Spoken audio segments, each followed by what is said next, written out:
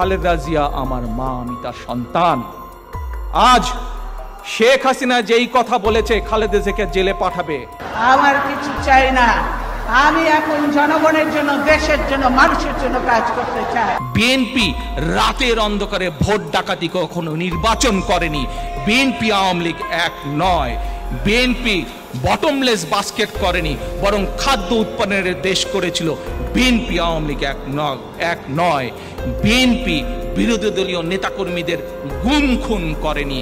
সম্মানিত ভিউয়ার্স, অবশেষে বাংলাদেশে আসলেন তারেক জিয়া। তারেক জিয়া এসেই বক্তব্য দিয়েছেন। এই বক্তব্য শুনে আপনার মাথা ঘুরে যাবে।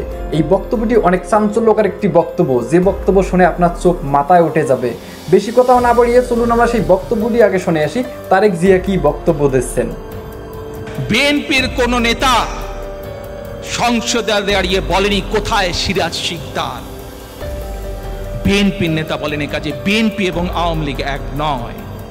বিএনপি নিজের দলের লোকজনকে বিলিয়নিয়ার বানানোর জন্য কুইক রেন্টাল প্রজেক্ট করেনি।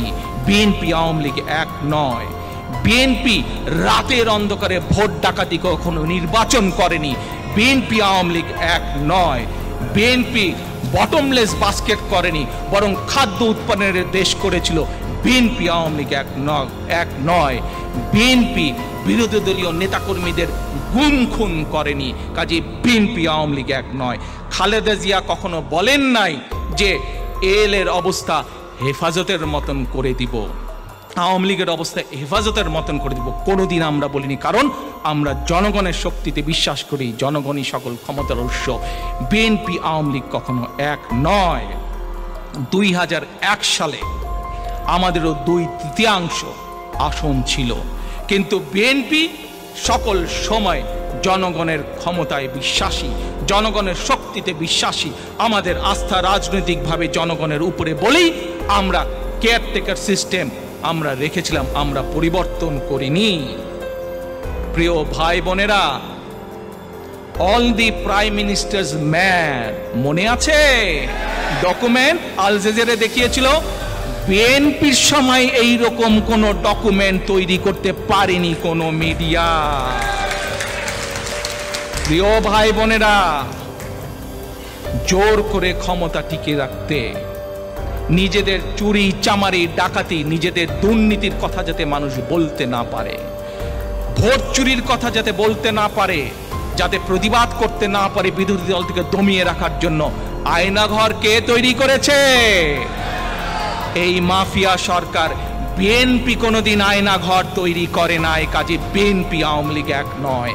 কাজে যারা বলেন বিএনপি আওয়ামী লীগ এক, দয়া করে ভুলে যান। বিএনপি আওয়ামী লীগ আর নেভার এক, নেভার দে আর সেম।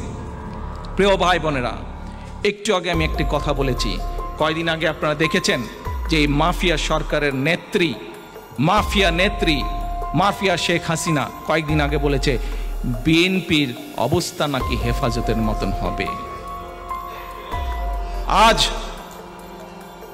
এই মঞ্চে দাঁড়িয়ে আমি কয়েকবার বলেছি যে যেদিন ইনশাল্লাহ বাংলাদেশে জনগণের সরকার প্রতিষ্ঠিত হবে, সেই দিন ওই বিডিআর হত্যাকাণ্ডের বিচার হবে। আজ শেখ হাসিনা স্বীকার করে নিল যে হেফাজতে যে মানুষগুলোকে সেদিন হত্যা করা হয়েছিল, সেই হত্যার নির্দেশদাতা সে। কাজেই আজ এই মানুষগুলো আপনাদের সকলের সামনে আমি বলতে চাই, এই হেফাজতের মানুষগুলোকে হত্যার বিচারের দায় শেখ হাসিনাকে নিতে হবে।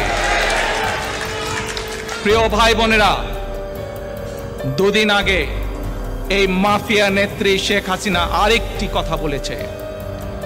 বিএনপির সমাবেশে লাখো মানুষের অংশগ্রহণে যেভাবে মানুষ বিএনপি জাতীয়তাবাদী শক্তির ডাকে রাজপথে নেমে এসেছে, যেভাবে তাদের মসনদ কাঁপা শুরু করেছে, ভয় ভীত হয়ে বলেছে যে বেশি বাড়াবাড়ি করলে বলে খালেদা জিয়াকে আবার জেলে পাঠাবে। প্রিয় ভাই বোনেরা, খালেদা জিয়া আমার মা, আমি তার সন্তান।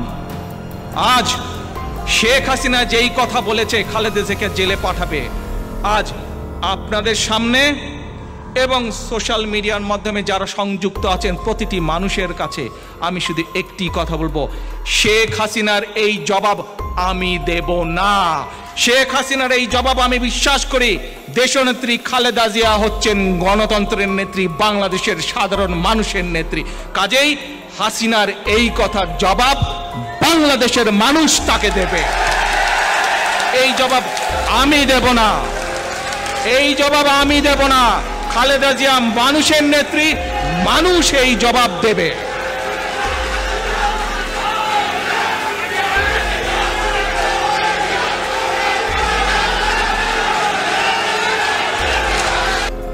প্রশাসনের ভাইদেরকে আমি আহ্বান জানাতে চাই, প্রশাসনের ব্যক্তিবর্গ যারা আছেন এদের মধ্যে খুব সামান্য কিছু মানুষ আছেন যারা অতি উৎসাহের ভূমিকা পালন করছেন। আপনাদের প্রতি আমাদের আহ্বান, আপনাদের প্রতি বাংলাদেশের মানুষের আহ্বান, অনেক হয়েছে, এবার ক্ষান্ত দিন, এবার শান্ত হন।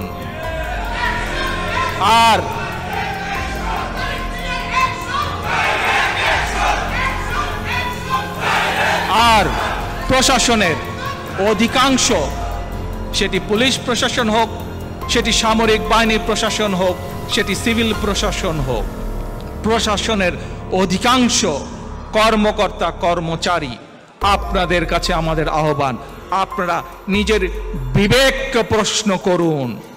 আমরা নিশ্চিত আপনাদের বিবেক বলবে যে জনগণের উপরে গুলি চালাবেন না।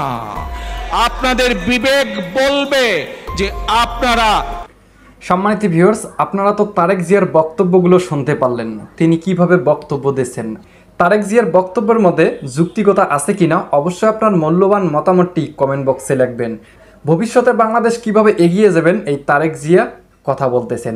সম্মানিত ভিউয়ার্স, শেখ হাসিনা যেদিন বাংলাদেশ থেকে পালিয়ে গিয়েছেন তারপরের থেকেই এই তারেক জিয়াকে আমরা খুশি খুশি এবং তার আনন্দিত মনকে আমরা দেখতে পারছি।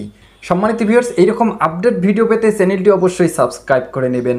তারেক জিয়া বাংলাদেশের সরকার হলে কীরকমটা হবে অবশ্যই আপনারা এটাও কমেন্ট বক্সে লিখবেন। তবে বাংলাদেশে তারেক জিয়া হলে বাংলাদেশের উন্নত হবে কি না, নাকি ক্ষতি হবে, নাকি বাংলাদেশে বর্তমান সময়ে যে ডক্টর ইউনূস সরকার আছেন তাকে আবার আপনারা সরকার দেবেন। তবে খুব শীঘ্রই বাংলাদেশে নির্বাচন হবে। নির্বাচন হলে আপনারা কাকে জয়ী করবেন অবশ্যই কমেন্ট বক্সে লিখবেন। আপনারা ডক্টর ইউনূসকে আবারও বাংলাদেশের সরকার হিসেবে দেখতে চান কিনা এটাও কমেন্ট বক্সে লিখবেন। ছাত্রলীগের কিছু সংখ্যক নেতাকর্মীরা এনারা বলতেছেন বাংলাদেশের মধ্যে সুষ্ঠু নির্বাচন হলে আবারও শেখ হাসিনা আওয়ামী লীগের পক্ষ থেকে তিনি নির্বাচনে অংশগ্রহণ করবেন। সেই অংশগ্রহণ করে নির্বাচনে জয়ী হবে আবারও শেখ হাসিনা। তবে শেখ হাসিনা যদি আবারও বাংলাদেশের প্রধানমন্ত্রী হন তাহলে বাংলাদেশে কি অবস্থা হবে এবং ভালো হবে না খারাপ হবে এটাও আপনারা কমেন্ট বক্সে লিখবেন। এরকম আপডেট ভিডিও পেতে চ্যানেলটি অবশ্যই সাবস্ক্রাইব করে নিন। তো ধন্যবাদ সকলকে, নেক্সট ভিডিওতে দেখা হবে। আল্লাহ হাফেজ।